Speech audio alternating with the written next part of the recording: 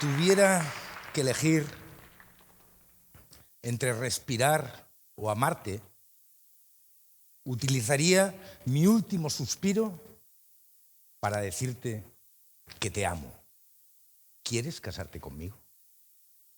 Esta es una frase clarísimamente persuasiva, o que pretende persuadir.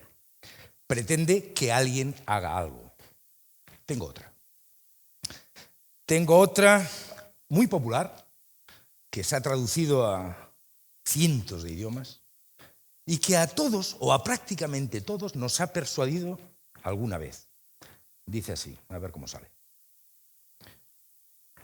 Pague 2 y llévese 3. A todos nos ha persuadido esto alguna vez. Estamos rodeados de persuasión, rodeados de mensajes que pretenden persuadirnos y de mensajes con los que pretendemos persuadir. Al final, la persuasión es la habilidad de convencer a alguien mediante argumentos racionales y o emocionales para que se comporte de una forma determinada.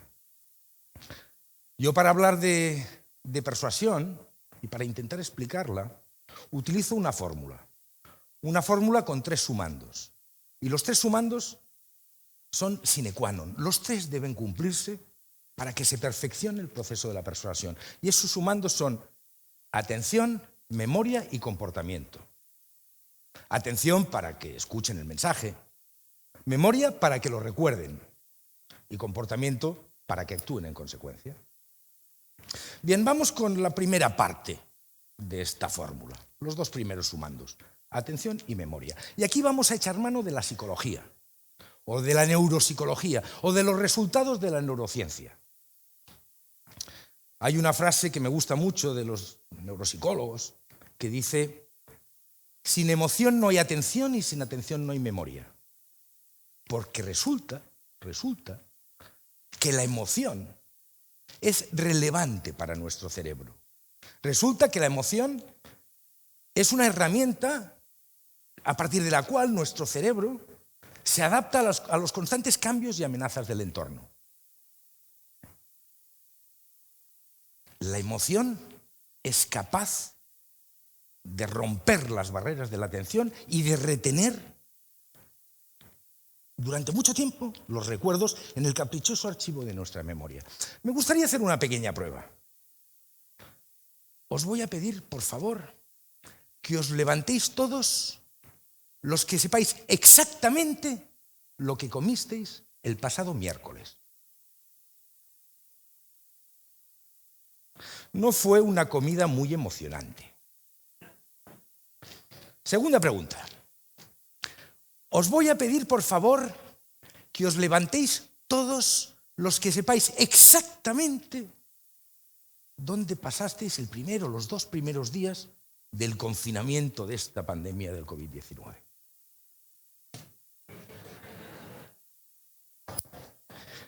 Eso sí fue emocionante. Gracias, muchas gracias. Eso sí fue emocionante. Y lo vais a recordar toda la vida. Y cuando de aquí 10, 15, 20, 30 años vengan vuestros nietos: abuelo, abuelo, abuela, abuela, oye, mira lo que pone el libro de historia. ¿Qué pasó en el 2020? ¿Me lo cuentas? Les diréis: venid, venid. Sé que tenéis tiempo. Venid, venid. Os voy a contar una bonita y larga historia. Y gracias a esta fuerza de las emociones que nos deja grabados recuerdos en la cabeza, les contaremos que si el gel hidroalcohólico, que si las mascarillas, que si la ciudad vacía, y bla, y bla, y bla.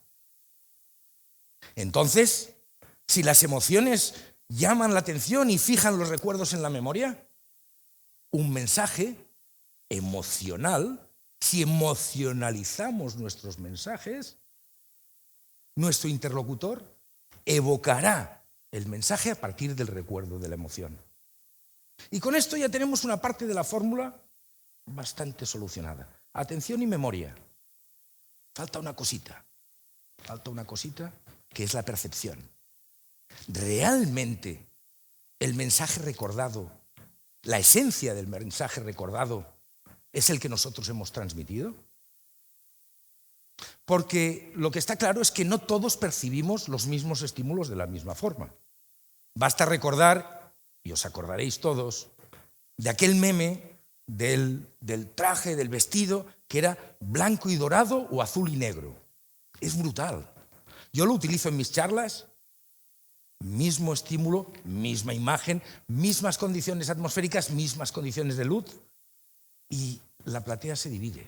Hay una parte que ve el vestido blanco y dorado y hay otra que lo ve azul y negro. Mismo estímulo, diferentes percepciones. ¿Cómo solucionamos esto? Pues preguntando, escucha activa. Escuchemos al presunto persuadido, a nuestro interlocutor, escuchémosle atentamente su comunicación verbal y su comunicación no verbal, sus emociones. Preguntemos, hasta que estemos seguros de que la esencia del mensaje que ha recibido es el que le hemos transmitido. Y ya tendremos atención y memoria solucionado. Falta el comportamiento, importante. Y resulta que perseguimos un comportamiento voluntario. Estamos hablando de persuasión, no hablamos de manipulación. La manipulación está basada en parte en el engaño. Y eso hace que su efecto sea muy efímero. Nosotros queremos persuadir, con objetivo a corto, a medio y a poder ser a largo plazo. Por lo tanto, necesitamos que nuestro interlocutor quiera voluntariamente ir hacia ese destino que le estamos proponiendo. Y aquí entra otro elemento, que es la motivación. Dicen los psicólogos que la motivación es ese impulso que nos empuja a actuar o a comportarnos de una forma determinada y persistir en ese comportamiento hasta su culminación, hasta que alcanzamos la meta. Dicen también que hay dos tipos de motivación: la motivación intrínseca y la motivación extrínseca. La primera es aquella en la que hacemos algo, por nosotros mismos, por nuestra autoestima, por sentirnos más realizados, por orgullo, porque somos más felices. No sé, yo tengo una sobrina que desde los 5 años, desde muy pequeñita, quiere ser médico. Está estudiando bachillerato ahora y sabe que para entrar en medicina necesita una nota de bachillerato altísima, porque si no, no podrá entrar. Y estudia muchísimo. Estudia muchísimo porque es consciente de que de poder acceder a la facultad de medicina depende una parte importante de ese modelo que tiene ella de felicidad en la cabeza. Motivación intrínseca de la buena. La motivación extrínseca es la del palo, la zanahoria y el burro. Es aquella en la que nos comportamos de una forma determinada porque esperamos obtener la recompensa que tenemos prometida si nos comportamos así. Otro sobrino mío, no tan buen estudiante. Ese sobrino estudia pensando en la proposición que le han hecho sus padres. Si apruebas todo en junio, bicicleta nueva. El tipo es un loco de la bici de montaña. Y esto le motiva. Motivación extrínseca. Es verdad que la motivación intrínseca es más potente, es más duradera, funciona mejor.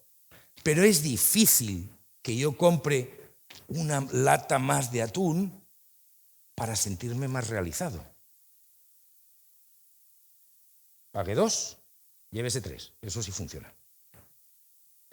Bien, ya tenemos las emociones que activan la atención y la memoria. La percepción que chequea que ese mensaje transmitido es, en esencia, el que queríamos transmitir. Y la motivación que va a llevar al comportamiento. Ahora ya solo falta un detalle, que podríamos enmarcarlo dentro de lo que son las habilidades personales. Conozcamos perfectamente a nuestro interlocutor. Si sabemos cómo piensa, si sabemos cómo siente, si sabemos cuál es su cultura, si sabemos qué le gusta y qué le disgusta, nos será muchísimo más fácil seleccionar ese código de comunicación que nos va a hacer match, que nos va a empatar, que nos va a comunicar. Lancemos mensajes sencillos, mensajes claros.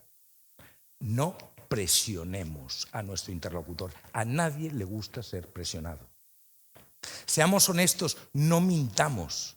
Al que miente se le nota, de forma consciente o no consciente, pero se le nota. Y nadie quiere hacer nada con un mentiroso. No tengamos miedo a que nos digan que no. Si nos dicen que no, no pasa nada. Pero a la gente no le gusta relacionarse con gente insegura, prefiere gente segura. Y por último, y muy importante, que nuestro aspecto, nuestra comunicación no verbal, nuestros gestos, nuestro tono, no contradigan nuestro mensaje. En comunicación, la parte más importante del mensaje la transmite la comunicación no verbal, no la palabra, la comunicación no verbal, que no nos contradiga.